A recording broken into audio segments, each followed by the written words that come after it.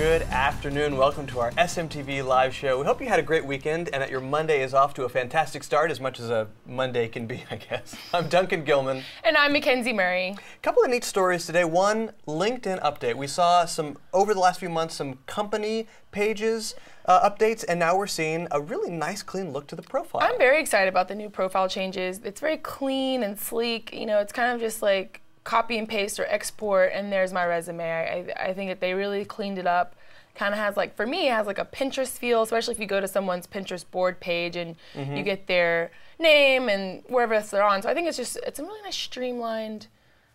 I agree. It is very streamlined, and I see the Pinterest connection. I also kind of see sort of a Google Plus look with these big solid blocks, the way that Google has done with Gmail and Google Calendar. Definitely. But I love the idea of being, I mean, it is really nice looking, so you could just print this and take it with you to your job interview. Yeah, That's exactly. Really what you could do. It's like, here, it's ready to go. It's not sloppy or anything. It's just, here's my background, here's my school, and I kind of like it. I'm very into it. And definitely more of a focus on activities. So Yes. the status update part of LinkedIn, which has not really been big since it's the main focus on Facebook and Twitter. Yeah, exactly. So interesting to see how that moves up in the LinkedIn format. Definitely. I think it'll be good for, you know, B2B and B2C companies who are looking to strive to, you know, gain more connections or, you know, more followers for their company. So I think it's going to be interesting. Absolutely. Also interesting is what happens when you take social media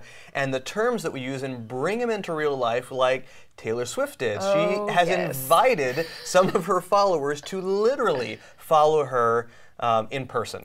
Definitely. She was very smart in this social media campaign that she's doing. She's allowing people who follow her on Twitter and Facebook, now they're get to follow her today in real life. So I think it's kind of interesting. It's kind of like, you know, walk a mile in my shoes kind of day. You know, she has a whole week of TV appearances and talk shows and interviews. So it'll be fun for the followers to see, like, what's her day-to-day life really about. Right, and how smart is this to take people who are probably already going to be tweeting about you anyway, and now they're going to be tweeting even more and posting even more because they're right there in the middle of the action. It is. So what an amazing way to get the word out about a new album or new video. I know. I'm personally not a Taylor Swift fan, but I did see one comment on Mashable. They took a little screenshot of someone saying, like, you know, I'm usually would be jealous, but I can't be jealous today. Like, I'm just so happy for the people who get to follow Taylor Swift. Right. And I thought that was really sweet. That's true. No matter where you stand on the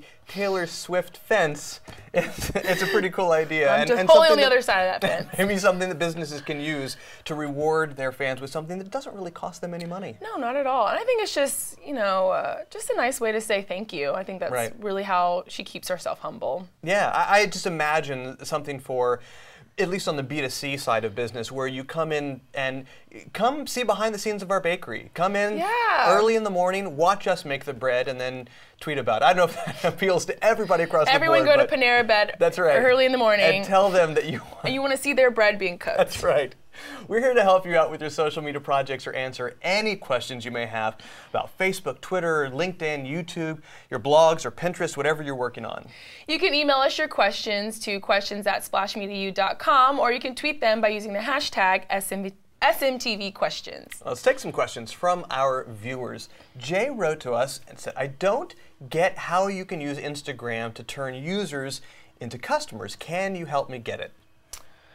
I think so. I think, you know, it depends on what your vertical is and what your industry is and where you're trying to reach. But I think that, you know, if you are taking the proper steps and, you know, coming up with a nice strategy, I don't think it'll be too difficult to bring in. I think that if you're running a campaign, you know, it's a great way to use Instagram and the people that you're connecting with in a good way with Instagram. Absolutely. I mean, it's another outlet. It's another outlet for social media. And the bottom line is, with anything on social media, how is it you want people to connect to you? Do you want them to walk into your store? Do you want them to pick up the phone? Maybe if it's a B2B, you want them to fill out a form or pick up the phone. How do you want people to connect? And then you use that end goal in mind when you create your strategy. So say, for example, you want people to walk in your store door. Then maybe on Instagram you want to put a text Instagram coupon or you want to put up an image of something that you sell and tweak it a little bit, make it look a little vintage, something appealing to get people to that ultimate goal, which is a customer. Definitely. I have a lot of friends who are freelancing, you know, and they're in the fashion industry. So they're using Instagram by just showcasing the little jewelry that they make. They're saying, hey, you know, there's a picture of a cross necklace, and if you're interested, here's my email here, or just Instagram me or hashtag my name and, you know, get your order together. I think that's really smart, especially if you're fresh out the box, small, kind of trying to bust out there. I think it makes sense. Definitely. Our next question is from Suhail. Suhail wants to know, is there any way to recover my deleted photos in Facebook?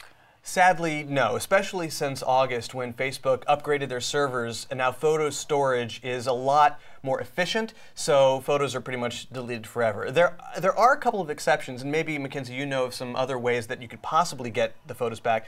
The only thing that comes to mind for me is if, for some reason, that you still had the URLs of those original photos and it's been less than a couple of weeks, you might still be able to access them. I think so. I think after, like, you know, 30 days, you can't usually, that link is not usually active. But if, you know, there's always a point where you have to upload it to Facebook. So, you know, if you've uploaded those pictures to Facebook, they should be in a file storage or, you know, iPhoto. I'm not really sure. Windows, you know, Media Live. Yeah, but take your computer in, have it examined, take your phone in to your phone carrier store. Maybe they can recover those for you. Exactly, and you know, I think the lesson is, you know, always back up your files. Yes, that is definitely the lesson. I think for a long time I was just like, I don't need an external hard drive. My computer has, you know, 10 gigs, I'm fine, and that stuff kind of fills up really quickly, especially with pictures and music. So it's always, you know, smart to just have an external hard drive just to back your stuff up. Store your stuff in more than one place. Exactly. Janice wants to know, are people still using Foursquare, and is this a good idea to use for my business? Yes and no. I think Foursquare is a really good way to, you know, let your friends know what you're doing, and I think it's really cool when you can claim offers, especially from Foursquare. I like to check into places and get, you know, like a 5-for-5 deal, or if I spend $20, I can get 10% off. So I think that using Foursquare to check in for your business, I think it's very smart, especially if you are more of a B2B side and you have trade shows and you have, like, you know, a physical location. Or I've actually contacted Foursquare to. I had a client who had a trade show in Vegas, and it was at the Paris Hotel. But I contacted them saying, I understand that, you know, Paris hotels already have a check-in, but can I use that one little booth? My booth was 308, and can I use that to check in? Yeah. And so, you know, it was on Twitter actually. I tweeted them and said, I need help. You know, went to Foursquare help, and then they tweeted me back, and they sent me to an email, and I did my questions, and then we got it all figured out. So, you know, it takes a little bit of researching and work to see which is right for you. I love that answer because you covered not only how Foursquare can help, but also the fact that you do need to do a little research to get there. I think on the other side, for the no side of the answer, as recently as the summer, and I think this is as recent as we're going to get with the hard and fast statistics. Definitely. But just through, you know, as far back as about June or July, 3/4 of people who were online, they didn't know Foursquare. And I think the statistic was that only 3 or 4% of Americans were actually checking in. Definitely, yeah. Using any software. Yeah, and it's kind of tricky out there. I mean, some people are just like, why would you want to check in? I don't want people to know where I am. For me, I like checking in. It's, you know, kind of like a safety issue for me. I'm always out with my friends, or I'm out, you know, at work. So if I check in, it lets people know where I am. You know, if something happens to me, they can just check my Facebook or my Foursquare or my Yelp, and they can see that here's the last location that I've been at, and they can just go from there. You know, that's an interesting twist to the argument that you usually hear, that I don't want to check in because then people will know that I'm not at home and they'll go rob me. Yes. But that's an interesting, different side of that argument where I feel safer knowing that people know where I am or they can reach me. I know. I think that people are probably saying you're weird, but I think it's just a nice little security measure. People say I'm weird without having that argument. Yeah. It's tricky. I mean, I like to check in. That's just me. Yeah. Well, and I think the bottom line is for businesses, give people a reason to go on Foursquare. Exactly. Give your customers a discount or some kind of offer, a reason to go find you, and then they will. And then you can contact Foursquare, and if you have a business, you can get stickers and place them outside your windows. Just encouraging your customers when they walk in. Check in here and Right. I know that a retail store, I want to say a couple years ago, when checking in was like when Facebook first released, check-ins. Oh, sure. I think it was at Grapevine Mills Mall. It was some mall around here, and you could check in. You got like the first 10,000 check-ins, you got a free pair of jeans. So, I mean, those are kind of incentives that you want to use when you're using check-ins and stuff like that. Joni wrote to us, what are some great tips for getting traffic to my blog? From a content standpoint, we can talk about cross-promotion too all day long. From a content standpoint, I would make sure that you are actually using the terms you want to be found for. Without trying to stuff a bunch of keywords or key phrases into your blog post, you got to still make it readable.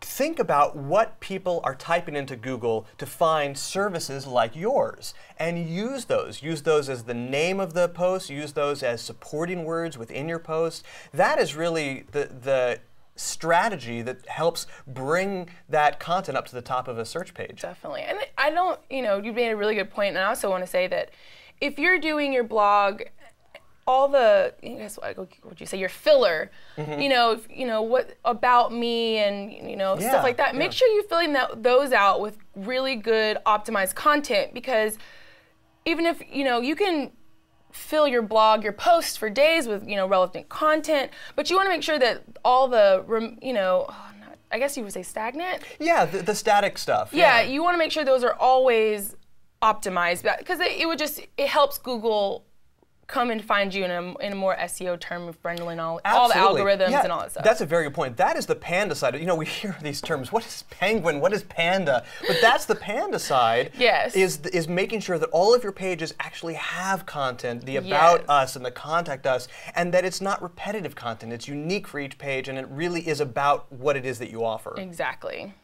Fantastic questions today. We'd like to thank you for making SMTV part of your day, and thanks for sending in your social media questions, and keep them coming. For Splash Media, I'm Duncan Gilman. And I'm Mackenzie Murray. Thanks for being with us, and have a great week.